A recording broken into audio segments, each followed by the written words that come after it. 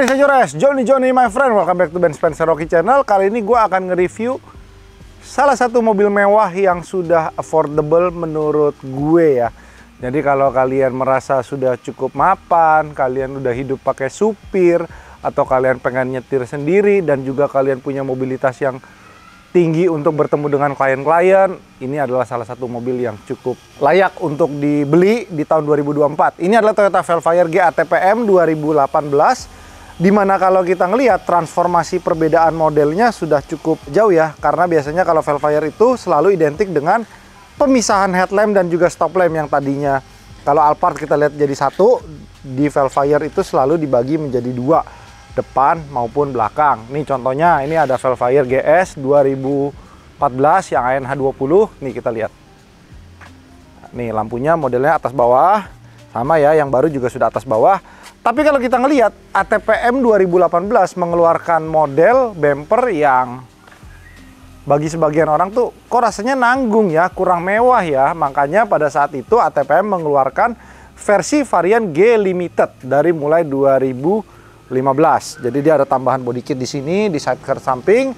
Tapi kalau gue sih pribadi lebih suka yang OEM look gini, atau kalaupun mau di-upgrade seperti mobil gue yang 2020 sudah di-upgrade menggunakan bumper ZG. Nah, makanya Velfire yang sekarang AGH 30 2021 ke atas itu dia sudah mengaplikasikan bumper ZG dengan instrumen cluster berwarna merah. Tapi itu harganya market price sekarang itu di harga 1 miliar lebih sedikit, atau enggak mungkin kalau kilometernya bisa 90 ribuan, 1 miliar di bawah sedikit. Jadi kalau lu tanya gue, ini dengan harga 700 jutaan kalian sudah bisa naik Velfire.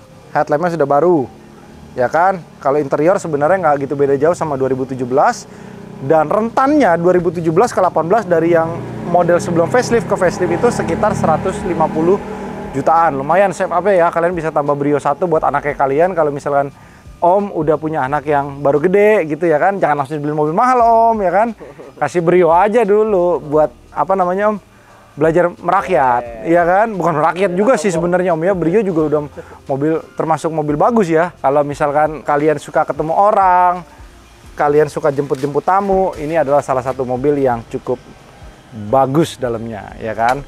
Jadi nambahnya dikit nih dari Geneq Hybrid baru, ya udah kalian belinya Velfire aja. Untuk secara perawatan sebenarnya yang perlu diperhatikan ketika beli Velfire itu adalah kaki-kaki. Harga shock depan itu sekitar 5-6 jutaan yang orisinil sepasang, yang belakang itu sekitar 3 jutaan. Correct me if I'm wrong ya. Jadi banyak juga yang jual yang versi varian yang KW-nya atau nggak mungkin merek lain. Tapi gue saranin kalau misalkan kalian punya mobil mewah seperti ini, lebih baik beli barang-barang orinya aja. Dan mobil yang ada di samping gue ini pemakaiannya nggak nyampe 10.000 km per tahun, jadi kilometernya masih cukup affordable untuk dibeli secara bekas.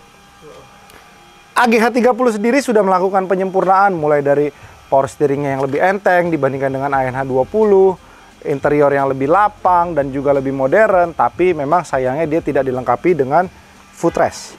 Nih.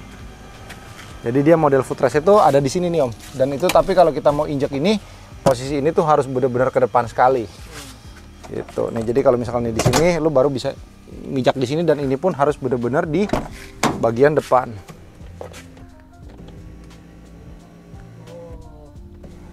Kelihatan nggak Om? Gue baru tahu juga beberapa saat yang lalu kalau ini tuh ternyata ini tuh sebenarnya buat iya, buat footrest. Dan Alphard yang ini pun, sorry ya, nyamuk di musim hujan baik banget nyamuk di Eurohouse. Bagasi Velfire dan Alphard itu sangat cocok sekali. Lu punya mobilitas tinggi, lu pingin ke bandara, kadang-kadang lu perginya pagi, sore udah pulang kan. Lu bawa koper gede juga muat, udah gitu lu tidur duduk juga enak. Jeleknya dia cuma satu Om sebenarnya. Ketika bangku dilipat lu bawa barang banyak, lu pingin tidurin bangku yang baris kedua tuh susah Om. Itu salah satu kekurangan Velfire dan Alphard. Kenapa mereka selalu bikin bangku itu model lipat.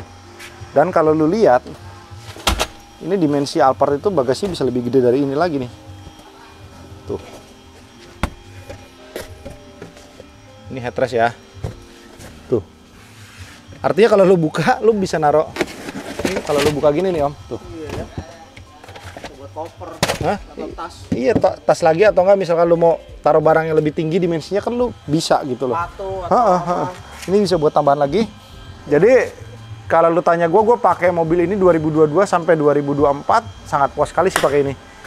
Jadi kalau ada yang mau beli bekasnya juga boleh tuh. Gue rencananya mau jual, kilometer baru 30.000. Pajaknya panjang, ini kalau gua nggak salah ingat bulan 8 nilai pajaknya itu sekitar 15 juta atau 14 juta. Dan model headlamp, stop lamp belakang itu lebih mewah dibandingkan dengan versi varian lamanya ya. Ini lampunya kalau dinyalain modelnya seperti ini.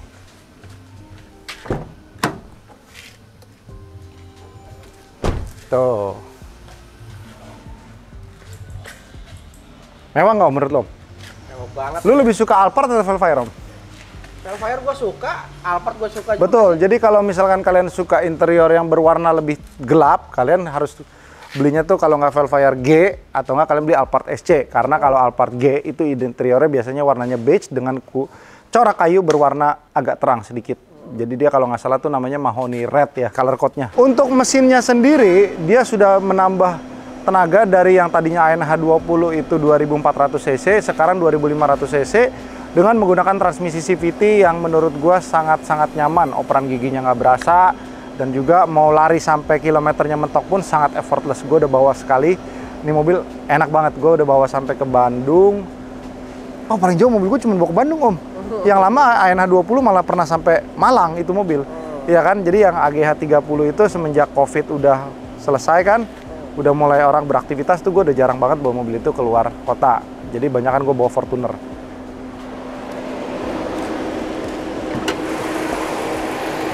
Mesin sama lah sebenarnya sama ANH20. Beberapa hal yang harus kita perhatikan tuh biasanya balancer shaft, CVT-nya, olinya nggak boleh telat, nggak boleh kena oli palsu.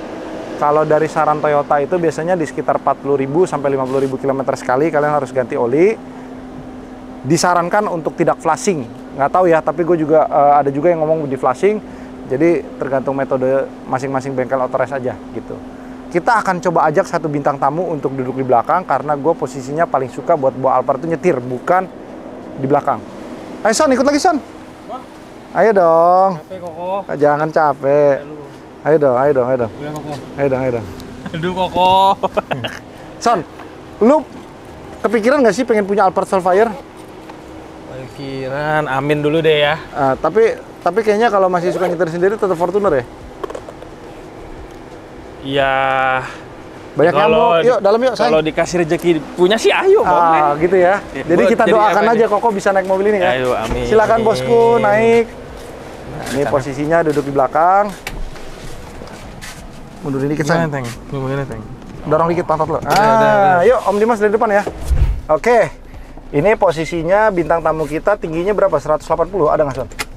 Nggak ada lah. 172? 175 lah ya. 175. Ini posisinya kaki lu gantung nggak? Enggak. Enak ya? Gila nih, lega banget. Enak. Ini kita nyetirnya pun juga posisinya menurut gua nggak yang driver banget. Nih satu tangan pun lu masih kuat.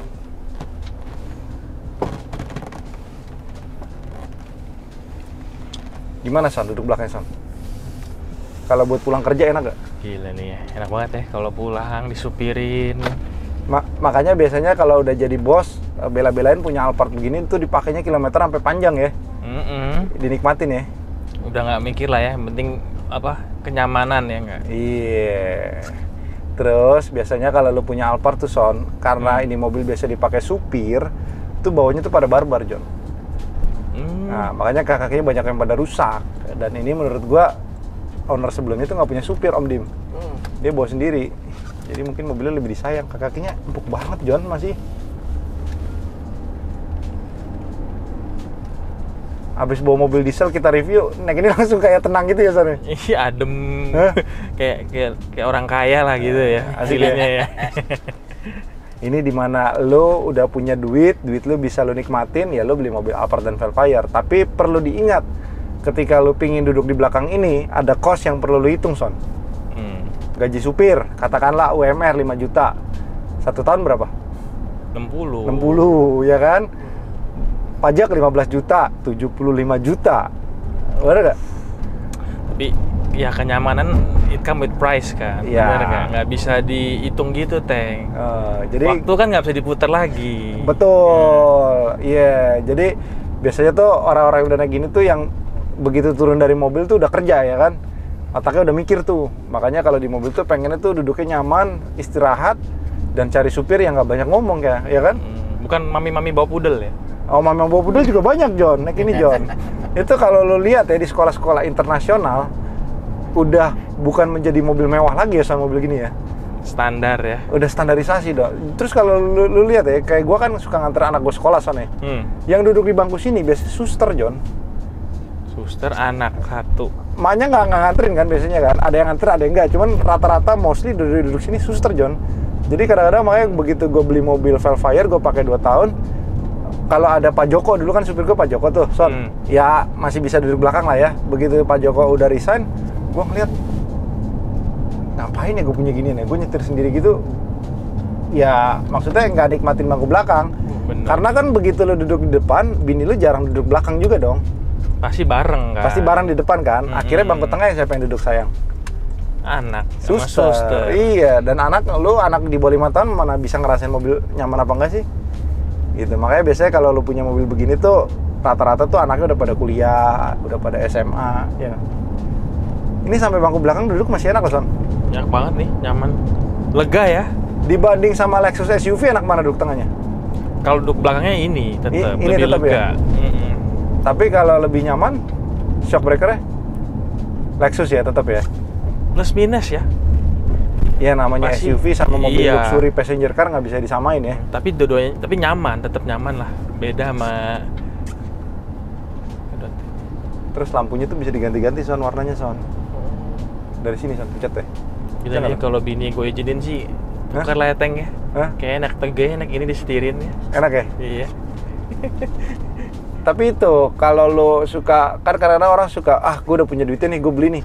Tapi begitu beli, mereka jadi malas pakai karena nggak punya supir, John. Cuman kalau lo lihat, begitu lo pakai mobil ini ada harga yang harus lo bayar 75 juta setahun, Om. Ya kan? Kadang-kadang orang nggak sadar di situ. Jadi selain depresiasi mobil, lo juga harus hitung harga supir yang harus lo bayar. Tapi privilege yang lo dapat, ya lo nyaman, lo punya supir.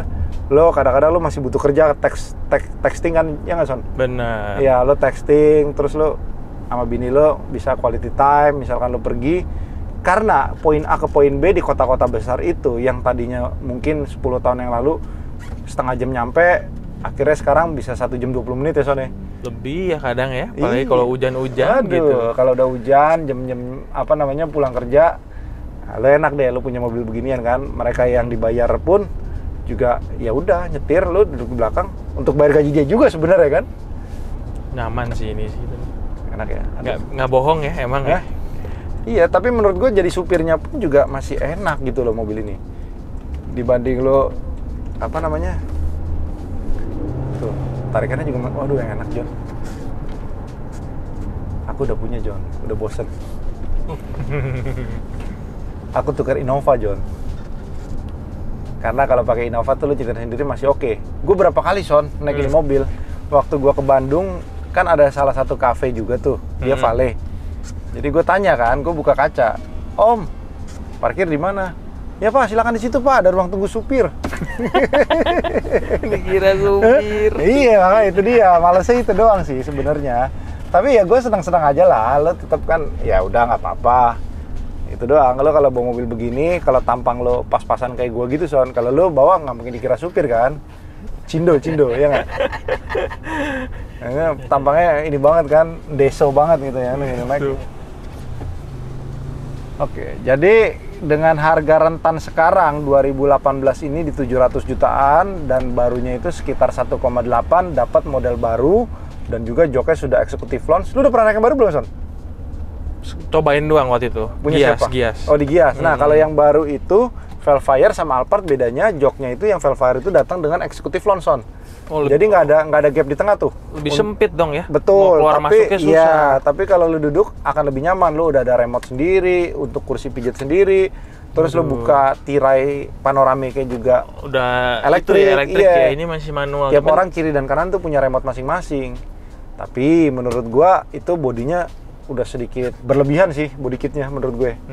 Jadi kalau lo masih pengen kelihatan vibes OKL, ini bisa jadi salah satu pilihan kalian. Cuman harus diingat ketika lo beli Alphard dan Velfire, ini adalah sebuah mobil kijangnya orang kaya. Jadi kalau lu mau nyari mobil ini dalam keadaan yang segar, yang bagus, lu perlu sabar dan juga lu perlu banyak belajar.